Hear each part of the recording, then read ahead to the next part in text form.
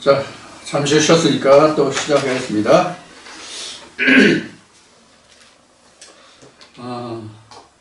이 천지창조라고 하는 것이 그동안은 우리가 실제로 천지 만물이 지어진 천지창조, 앞 시간에 이야기했듯이 리빙 바이블에는 빛의 창조라고 그러니까 해와 달을 얘기하고 또 별들을 얘기하니까 오늘 우리가 하늘에 있는 별들을 그렇게 이제 말하고 있는데, 성경에서는이 아니라 성경에서 말하는 해, 달, 별은 무엇을 말하는지를 우리가 좀 잠시 말로 설명을 드리고, 성경에 나와 있는 말들을 설명하고 인용해드리고 진행을 하도록 하겠습니다.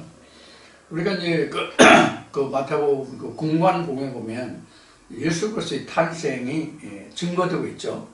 예수 그리스도가 탄생됐을 때 목자와 별들의 이야기가 나오죠. 목자와 별들의 이야기가 나오는데, 그 별들은 실제로 뭐가 별들이었냐면 하나님의 백성들을 별이라고 했단 말이에요.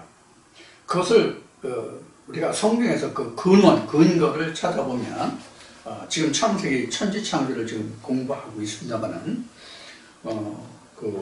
노아의 홍수 심판이 창세기 6장부터 10장까지 이제 증거된다고 보고, 11장, 12장에 가면 아브라함이 나오죠. 아브라함으로부터 시작해서 아브라함이 나오죠.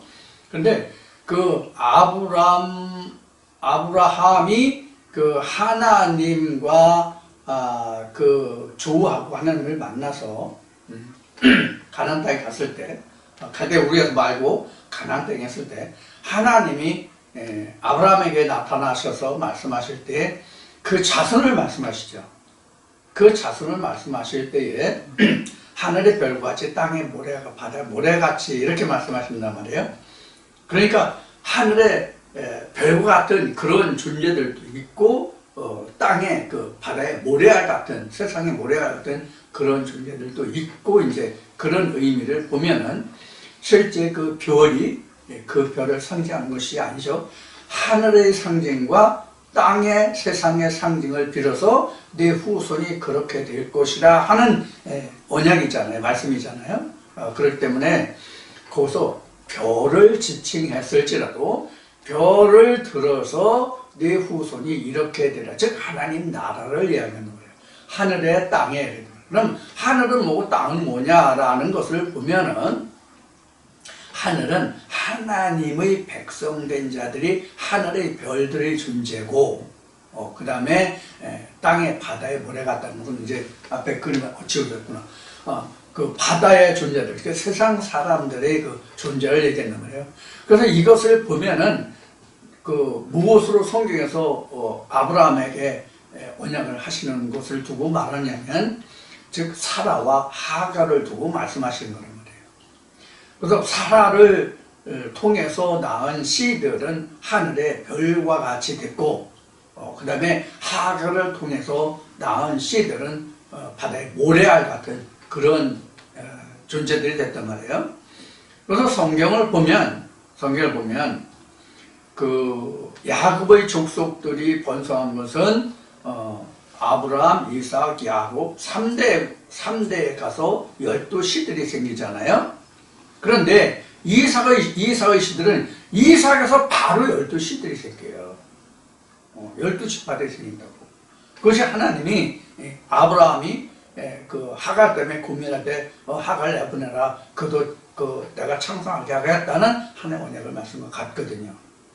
그런데 하늘에 별이 많습니까? 바다에 모래가 많습니까? 우리가 해야 됩니다. 아마 한 산만 떠더라도 아마 우리가 육안으로, 아니면 망원경, 요새는 망원경이 좋은 게 많아요. 전자 망원경이 나와서 그런 망원경으로 보더라도 아마 모래를 삽으로 한 삽 퍼서 그 수를 헤아리는 것보다는 아마 적지 않을까 싶어요. 무슨 의미인지 이해가 되시나요? 그만큼 하나님 백성은 아무리 많다 해도 적다는 뜻이에요. 그리고 하나님의 백성은 빛이 존재지만 땅에는 아무리 많아도 빛의 존재가 아니고 물에 묻혀 있잖아요. 특히 바다에서 드러난 일부가 모래잖아요. 그런 것을 상징하는 것을 보면 실제 이제 넷째 날에서 기록하고 있는 이 해, 달, 별, 큰 광명, 작은 광명, 또 별들이 있어도 땅 위에서 땅이 비추라 이런 것들은 바로 지금 예를 들어서 성경의 말씀을 인용해서 말씀드린 것이 실제 우리가 바라보고 있는 물리적인 공간의 별과 별, 즉 해, 달, 별을 이야기하는 것이 아니다는 것을 우리가 이러한 말씀들로 인해서 우리가 비교할 수 있어요. 그래서 하나님의 사자들 별이라고 성경은 이제 상징하고 있기 때문에 그래요. 그런 말씀들을 미리 여러분들 염두에 두고 지금 16절 말씀부터 살펴볼 건데 이 말씀을 여러분들이 이런 말씀들을 참고하면서 들어주시길 바랍니다. 자, 16절 말씀 보겠습니다. 15절까지 했으니까 16절 보겠습니다. 하나님이 두 큰 광명을 만드사. 이 두 큰 광명이 앞 시간 끝머리에서 말씀드린 바와 같이 써낸 문으로 나오는데 써낸 문이 아니다. 그런 얘기예요. 그래서 말씀을 앞 시간에 드렸는데 이제 더 말씀을 드릴게요. 두 큰 광명을 만드사 큰 광명으로 낮을 주관하게 하시고 작은 광명으로 밤을 주관하게 하시며 또 별들을 만드시고 이렇게 별들을 만들 것까지 나왔어요. 그래서 지금 앞 시간에 그렸던 그림을 다시 그리겠습니다. 바다는 좀 그리고 땅이고 궁창이고 여기는 인물이에요. 그러면 일단 전체를 말하는 광명이 있어요. 전체를 말하는 광명이 있어요. 이 광명으로 나누어서 큰, 작은 광명을 두었다 이런 얘기가 됩니다. 이 광명 하나를 하늘의 궁창에 광명이 있어 이렇게 했잖아요. 그 광명으로 14절, 15절이 완성되었고 그 다음에 이 광명을 이용해서 큰 광명과 작은 광명으로 만들고 그 다음에 별들이라고 해야죠. 이렇게 뒀다는 얘기죠. 근데 지금 모두에서 말씀을 드렸듯이 또 앞 시간에 말미에 말씀을 드렸듯이 이 큰 광명을 수엔, 선, 또 이것을 문 이렇게 설명했고 이건 똑같이 별들 이제 스타라예요. 스타 쓰죠. 별들 이건 개수명사니까. 선, 문은 이건 뭐 하나뿐이 없기 때문에 개수할 필요가 없죠. 물론 우리가 그 자연과학자들이 말하는 거로 말하는 게 아니라 분류하는 것으로 보면 태양을 빼고는 사실 별도 이 달도 이 별들 중에 하나거든요. 태양을 제외하고는 어떤 의미로 달도 별에 속한다고 말할 수가 있느냐면 스스로 빛을 내는 발광체가 아니다 말이에요. 다른 행성들은, 다른 별들은 해만 발광체란 말이에요. 그런 의미에서 성경도 지금 큰 광명, 작은 광명 이렇게 된 거예요. 이런 의미에서 발광체냐, 빛을 받아서 빛을 내는 거냐. 그래서 세례 요한이 얘기했던 것이 나는 빛이 아니요. 이렇게 얘기했죠. 내 뒤에 오시리가 진짜 빛이다. 이제 그런 의미로. 그것과 같은 거예요. 그와 같기 때문에 이 큰 광명, 작은 광명이 예, 어떤 성경에는 지금 제가 봤던 그 바이블 리빙 바이블 영어 버전이에요. 리빙 바이블에는 보면은 이것을 해, 달, 별 이렇게 써낸 문으로 표시되어 있지만 원래는 이것이 큰은 앞에 얘기했죠. 이렇게 됐어요.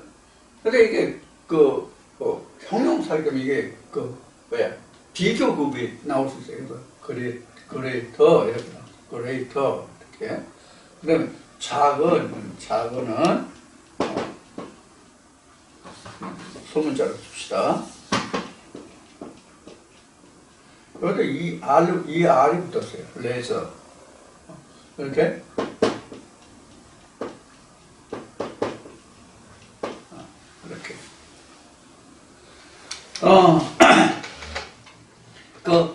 이렇게 나왔어요. greater, 그 다음에 lesser.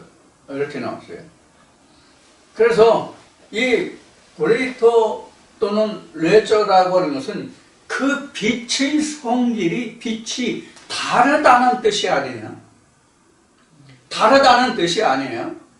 같은 빛인데 각자에게 어느 말씀이 더 비중이 크고 더 확실하고 온전하게 드러났느냐 하는 거예요.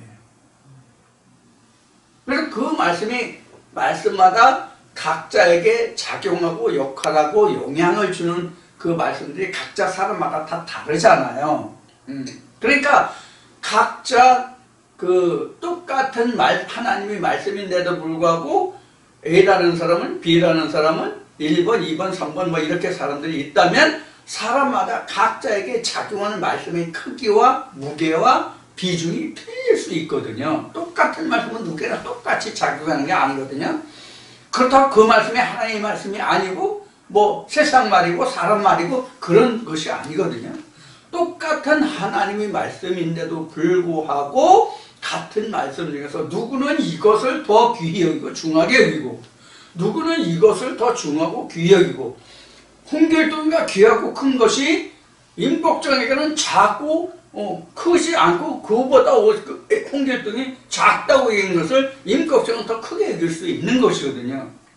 이와 같이 각자에게 작용하는 역할하는 자기를 이끌어가는 말씀이 큰 것이 있고 작은 것이 있고 이런 뜻이에요. 그래서 빛이 다른 빛으로 아니란 말이에요. 다른 빛이 아니라는 뜻이 무엇이냐면 같은 광명에 의해서 이런 것이 나왔기 때문이에요. 그러니까 빛은 하나지 둘이 아니에요. 우리가 자연계를 봐도 빛이 하나지 둘이 아니거든요. 자, 그러면 우리가 스스로 빛을 내는 것과 그 다음에 그 반사체죠. 발사체와 반사체가 되겠죠. 발사체와 반사체의 차이가 뭐라고 여러분들 생각해 보신 적이 있는지 모르겠어요. 발사체는 반사체로 하여금 무엇을 느끼게 하냐면 일단 따뜻함을, 더움을, 온도를, 따뜻함을 느끼게 해요.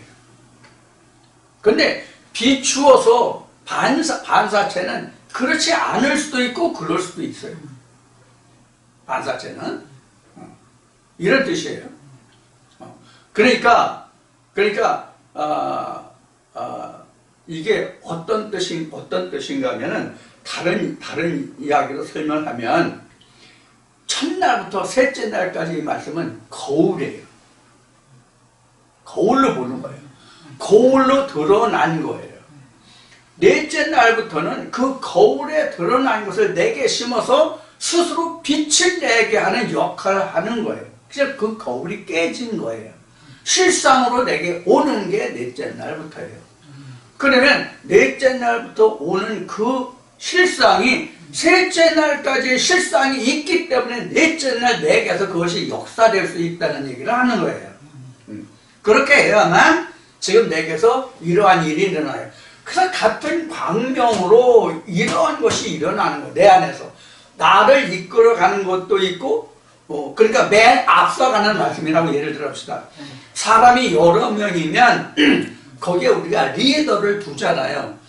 우리가 학교 갈 때, 학교를 가면은 반장도 있고, 반장 있는, 그 반장 있는 밑에는 이래서 그 다음에 또 반장은 줄반장도 있잖아요.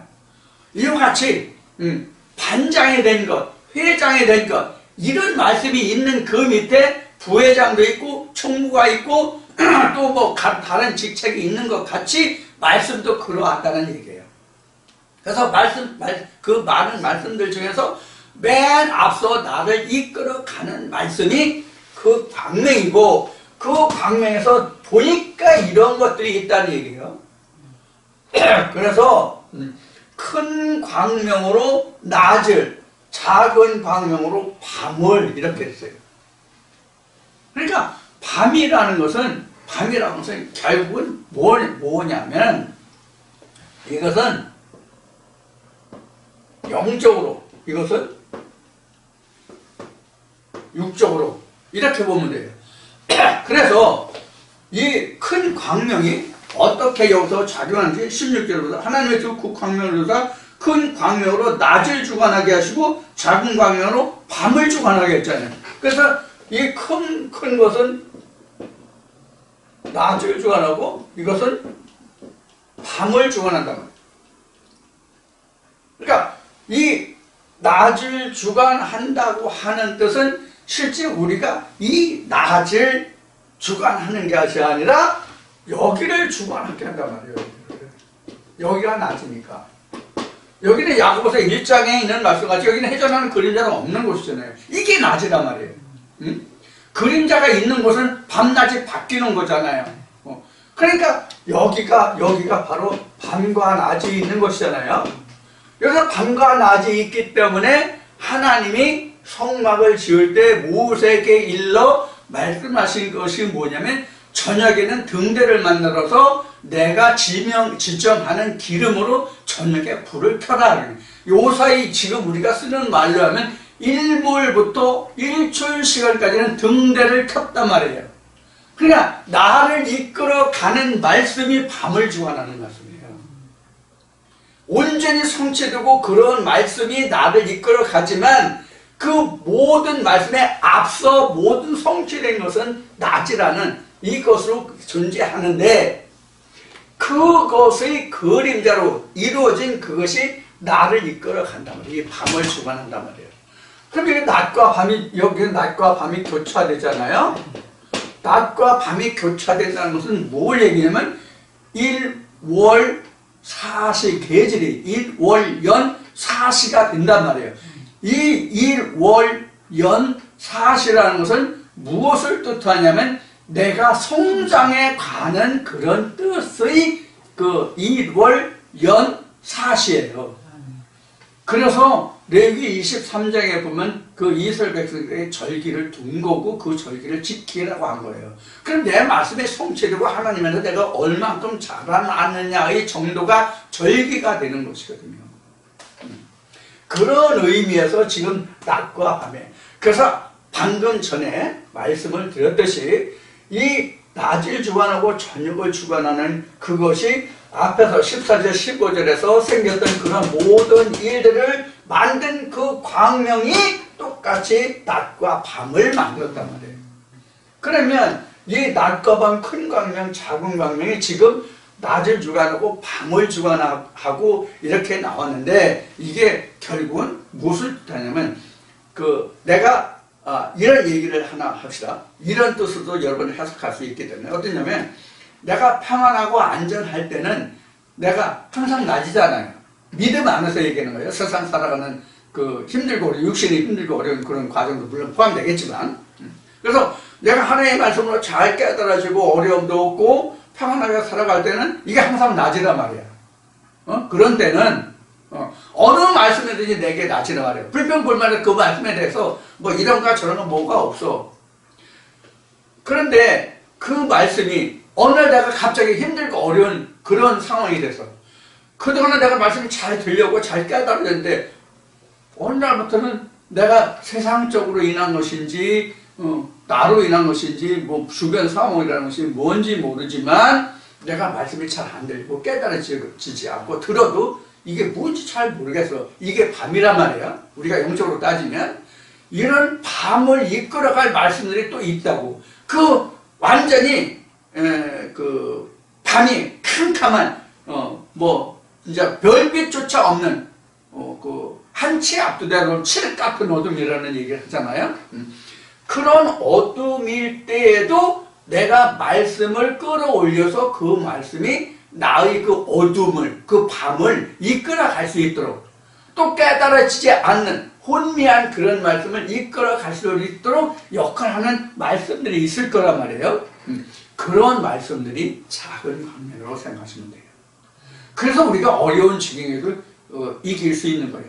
물론 여기에서 방금 전에 말씀드린 것 중에서 하나 우리가 빼지 못할 것은, 여기서는 큰 광명, 작은 광명 이렇게 나눴잖아요. 그럼 우리가 힘들고 어렸을 때 그럼 이 밤을 주관하는 작은 광명이 밤을 주관해서 나를 이끌어오는 노예예요. 노가 아니라 내거예요. 그러면 내가 힘들고 어려운 그 상황에 처해서 흑암에 처했을 때, 암흑에 처했을 때, 칠흑 같은 어두운 시련이 있을 때 나를 진짜 이끌어서 작은 광명이 아니라 큰 광명이에요. 큰 광명이 있기 때문에 작은 광명이 있는 거란 말이에요. 큰 광명이 없으면 작은 광명이 없고, 작은 광명이 없으면 큰 광명도 없는 거예요. 그래서 같은 크다 작다라고 따지만 같다 하는 얘기를 그래서 앞에 말씀드린 거예요. 그러니까 하나님의 말씀이 그 성경에 그렇게는 어느 것은 크고 어느 것은 작고 어느 날은 중하고 어느 날은 중하지 않다라고 할 수 없다는 말씀이 바로 이런 거란 말이에요. 자, 그래서 이제 여기서 낮과 밤을 큰 광명, 작은 광명을 얘기해요. 그래서 선앤 문이 아니라 그레이터와 레저라고 설명한 것이 맞다 하는 얘기예요. 또 우리가 평안하다, 안전하다 할 때도 더 크게 여겨지는 말씀, 앞에 말씀드렸어요. 더 크게 여겨지는 말씀이 있고 조금 적게 여겨지는 말씀이 있단 말이에요. 사람이기 때문에. 그렇다고 그 말씀이 하나님의 말씀이 아닌 것이 아니잖아요. 이미 말씀드렸듯이 바로 그런 그 상태를 말하는 것이 지금 큰 광명, 작은 광명이다. 그런 뜻이에요. 그래서 큰 광명으로 낮을 주관하게 하시고 작은 광명으로 밤을 주관하게 하시며, 이것은 이제 상태를 이해하시면 왜 큰 광명이 낮을 주관하고 작은 광명이 밤을 주관하고 했다는 것을 이해하실 수 있을 거예요. 역할적으로, 의미적으로죠. 역할보다는 의미적인 말이 맞는 얘기죠. 하시고 또 그렇게 주관하게 하시고 또 별들을 만들었다. 그럼 여기서 별들은 뭐냐? 별들은 뭐냐? 우리가 이 한 광명으로 인해서 큰 것과 작은 것이 생겼잖아요. 그러면 우리가 이렇게 한번 얘기해 보자고요. 우리가 크기를 따질 때 이런 말들을 하죠. 대중소.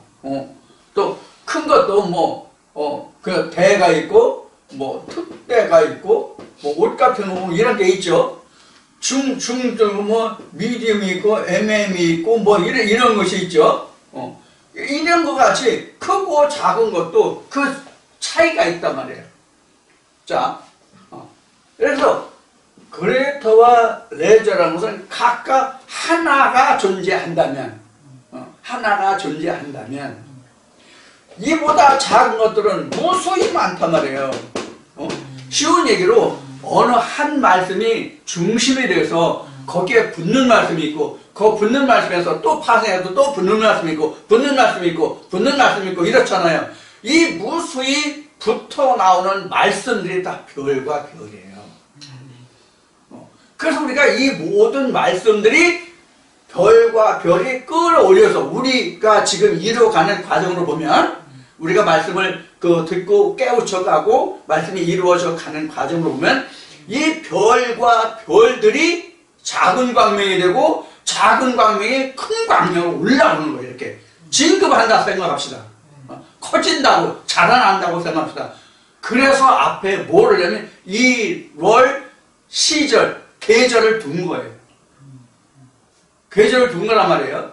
이 말씀이 자라는 것을 얘기하는 거예요. 자라는 과정을. 모든 성경 전체의 말씀이 어느 날 다 이렇게 다 끊어져 올리는 게 아니잖아요. 또 내가 평생 그 성경을 상고한다 할지라도, 요한복음, 마지막 장에 기록된 말씀같이 그것을 세상에 다 기록할 수 있도록 내가 다 깨닫고 내가 이루는 게 아니거든요. 그러니까 크고 작은 것이 바로 이렇게 무수히 많단 말이에요. 그래서 별과 별들이 큰 하나의 빛을 이룬다고. 큰 하나의 빛의 귀결점은 어디냐면 하나님이에요. 그것이 이게 바로 윈물이에요. 성경으로 이야기하면 이게 윈물이라고요. 이게 베레시트예요. 베레시트가 되는 거예요. 그러니까 낮으로 주관되는 온전한 말씀은 이미 베레시트의 자리에 있는 거예요.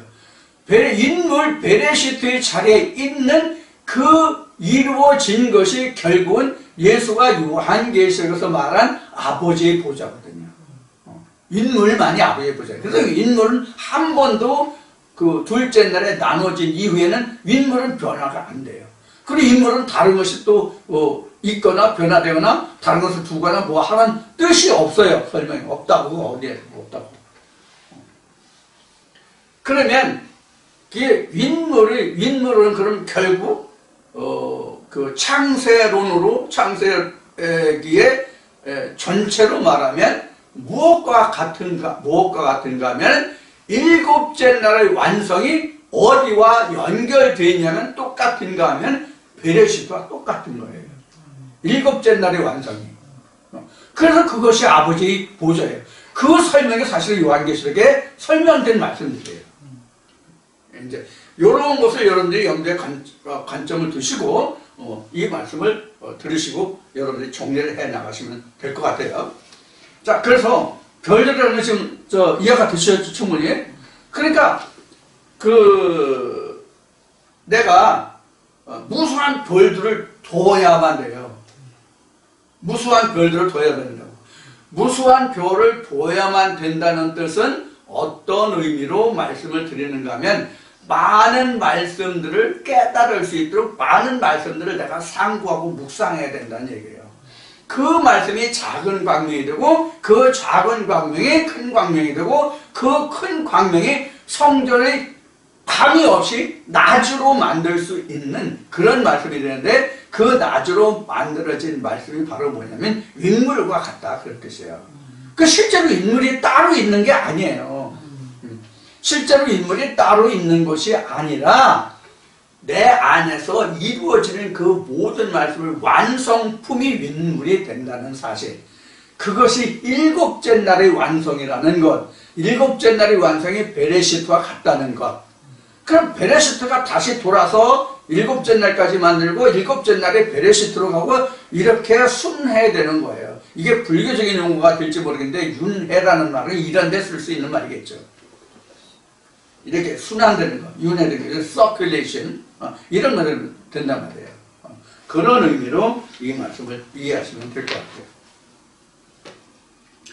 자, 그럼 이제 16절에 설명이 됐죠. 16절. 그래서 큰 광명, 작은 광명, 그 다음에 별들 이렇게 이제 설명을 드렸고, 그 다음에 17절에 하나님이 그것들을 하늘의 궁창에 두어 땅에 비치게 하시며 하늘의 궁창, 여기에 뒀다는 얘기예요.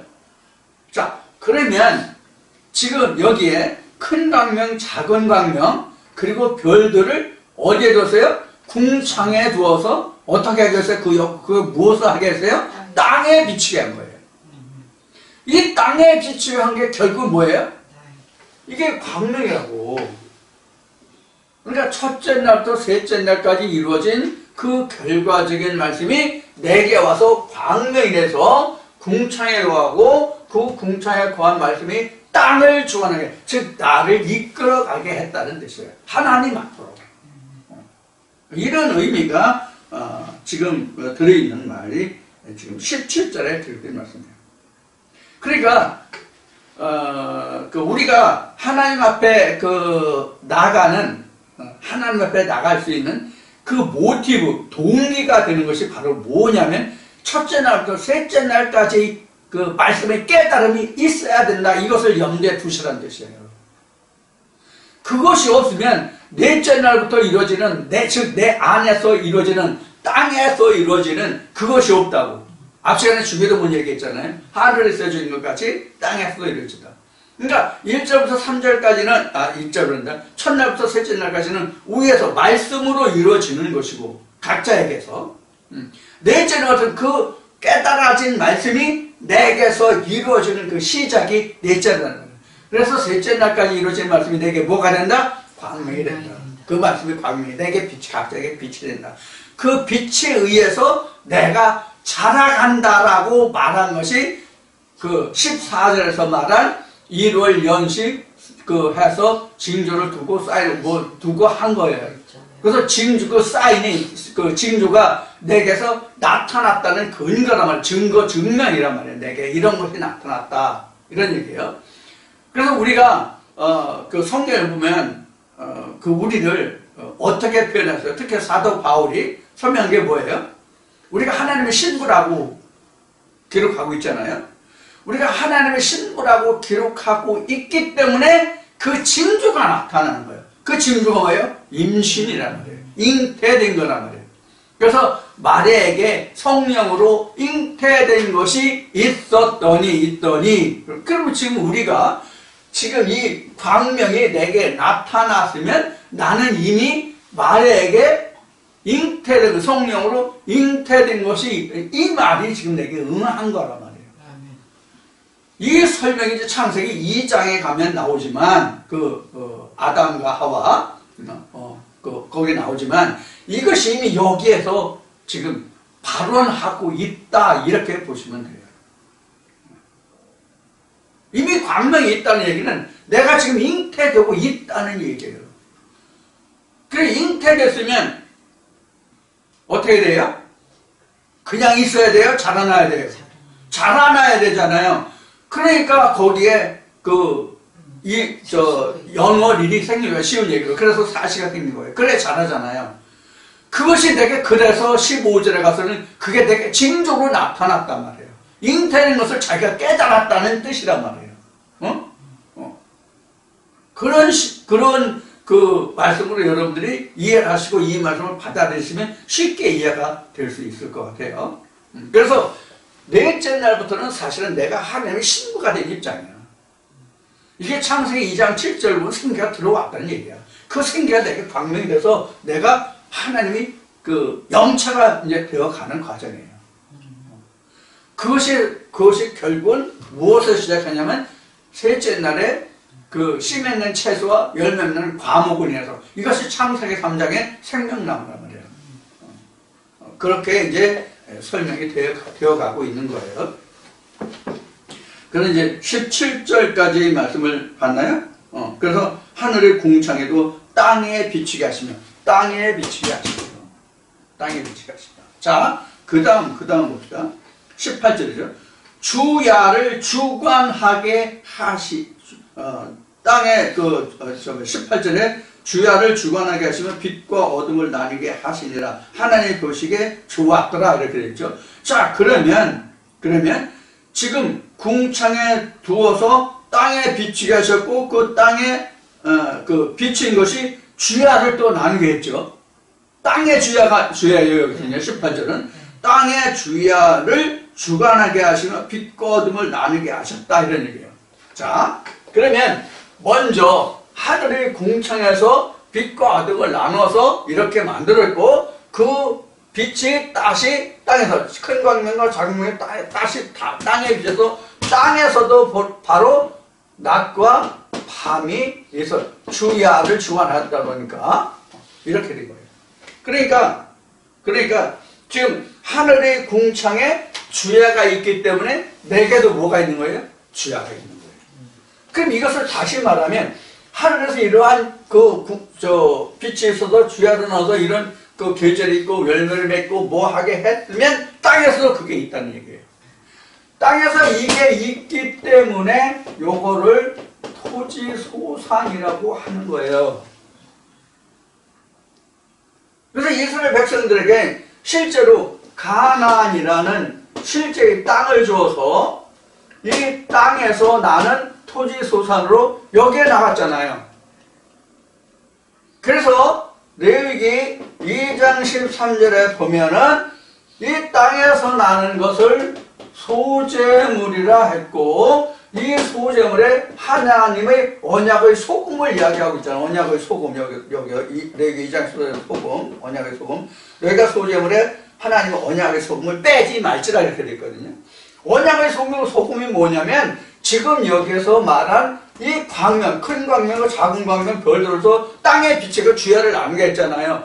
이거를 빼지 말라는 얘기예요. 이 땅에 거만 너 복만 저기지 말고 땅에서 나는 잡다한 거 하지 말고 하나님 이 빛도 드려라. 이게 레위기 2장 13절이에요. 그래서 이게 마태복음 23장 23절에 또 나오잖아요. 땅에 나오는 박하 미나리 근처에 그보다 더 중요한 하나님의 의인신을 너희가 버렸다 이렇게 나오잖아요. 11조가 하나님의 의인신이란 말이에요. 이 빛이란 말이에요. 소금이란 말이에요.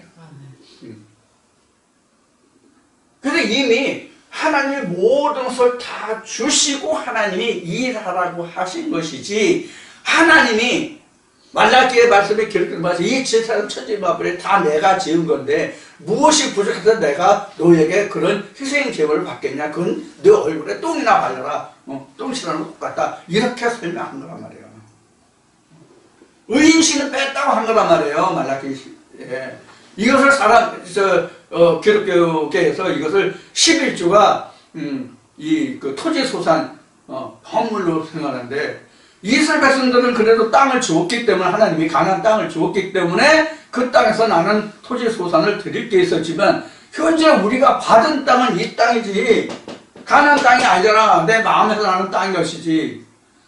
근데 이 마음을 하나님께 드리는 표가 없기 때문에 우리가 소재물과 함께 나를 드리는 표시로 드리는 게 헌물과 11조 여기 이거 레위기 2장 13절, 마태복음 23장 23절에 기록된 이 말씀이다 이런 얘기예요.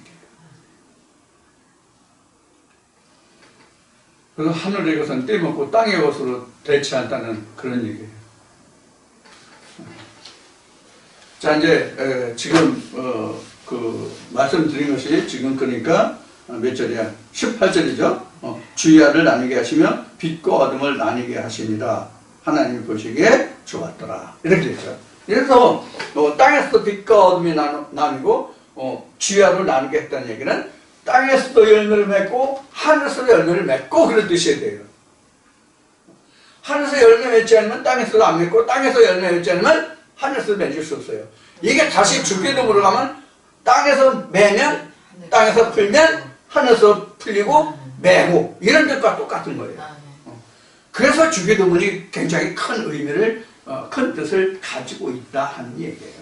그냥 우리가 일용할 양식 하니까 쌀 떨어지고 양식 떨어지고 그래서 이게 일용할 양식, 그 양식을 준다는 얘기가 아니라 이게 만나잖아요. 만나. 그래서 하나님이 이스라엘 백성들에게 출애굽 때는 광야에서 농경을 할 수가 없잖아요. 광야는. 왜? 땅이 농경할 땅이 아니라 모래 땅이기 때문에 농경을 할 수 없을 뿐만 아니라 비가 내리지 않아서 물이 없거든. 물이 없단 말이에요. 그래서 하나님이 농사를 지을 수 있는, 농경을 할 수 있는 근원이 됐다는 뜻으로 하나님을 물이라고 했다. 이렇게 생각하셔도 무방해요. 물이 없으면 농경이 안 되잖아. 그래서 물이 또 생명의 근원이 있는 말이에요. 생명의 근원이 되는 것은 인생을 살아갈 수 있는 물이 있어야 생명의 근원이 되는 것이 아니라 먹거리가 있어야 생명의 근원이 되는 거란 말이에요. 먹거리가 없으면 생명이 있다고 생명이 유지가 돼요? 안 되지. 이런 모든 것들을 생각. 그래서 하나님이 맨 처음에 하늘에서 뜻이 이루어진 것이 뭐예요? 먹거리를 만들어 주셨잖아요. 셋째 날에 먹거리를 만들어 주셨잖아요. 그래서 그 먹거리가 내게 생명을 주는 광명이 됐단 말이에요. 자, 그래서 18절에 그래서 주야를 주관하게 하시며 빛과 어둠을 나누게 하시니라. 이러는데 주야도 day and night라고만 생각하시면 안 돼요. day and night인데 우리가 의미는 주야를 주관하니까 그런 것인데 그게 뭐냐면 이 땅에서도 하늘에서 큰 광명과 작은 광명이 있잖아요. 하늘 궁창에 큰 광명과 작은 광명이 있는데 땅에서도 큰 광명과 작은 광명이 주야가 된다는 뜻이에요. 그래서 앞에 뭐라고 하세요? 고린도서 13장에 거울을 얘기했죠? 그래서 첫날부터 셋째 날까지가 거울이었다면 여기서는 궁창이 거울에서 내게 나타나는 거예요. 거울에서 나를 보는 거예요. 그래서 이것이 저 큰 광명과 작은 광명이 드러나면 이렇게 되는 거죠. 이렇게. 궁창을 채우는 거지. 그러니까 빈 공간 궁창을 채우는 건 넓혀간다 또는 채운다. 넓혀가야 채우는 거지. 왜냐하면 그릇이라고 얘기했으니까. 그릇으로 얘기하면 채워가는 것이 되지만 또 이것을 궁창은 또 하늘나라로 하면 확장해 가는 것도 된단 말이에요. 또 내가 땅이 궁창이 되니까 문이 열리는 것도 된단 말이에요. 이런 여러 가지 의미로 우리가 이 말씀을 들여다볼 수 있고 해석할 수가 있어요.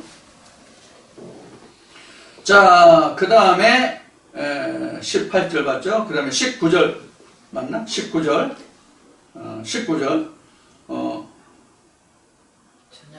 19절입니다. 저녁이 되며 아침이 되니 이는 넷째 날이다. 자, 그러면서 넷째 날의 의미를 살펴보고 이 시간 마치겠습니다. 넷째 날까지만 오늘 마치기로 했습니다. 그럼 넷째 날의 의미는 뭐냐? 넷째 날의 의미는 뭐냐? 궁창과 땅에 똑같이 하나님의 뜻이 지금 심어져서 잉태돼서 지금 열매를 맺어가고 있다. 이렇게 생각하시면 돼요. 자, 그러면 궁창을 다시 설명드릴게요. 궁창이 지금 확장된다, 느려져간다. 원래 이제 그 히브리어의 라키아, 샤마임 이런 뜻이 바로 궁창 탕탕 쳐서 이렇게 늘려가는 거. 그래서 여러분들이 이렇게 미리 말씀드린 궁창에서 말씀드릴 때는 그 대장장이들 쇠를 달고 가지고 그 망치를 쳐가지고 이렇게 자기가 만들고자 하는 모양으로 늘려가고 잘라내기도 하고 이런 걸 말씀드렸잖아요. 그럼 궁창이라는 것은 그럼 뭘 말하는 거냐? 어디 갔어? 궁창이라는 그럼 뭘 말하는 것이냐? 궁창이라는 것은 실제 궁창이라는 뜻은 어떤 의미로 받아들여졌냐면요, 빈 공간이에요. 공간이다, 공간. 그럼 왜 공간이 생겼냐는 거예요. 왜 공간이 생겼냐 하는 얘기예요. 자, 창세기 1장 2절 보면 이게 물이잖아요. 하나님이잖아요. 땅이잖아요. 이제 사람입니다. 이제 이미 우리가 아는 거니까 사람이에요. 그럼 왜 공간이 있냐면 이 물을 이렇게 뺐잖아요. 이렇게 빼고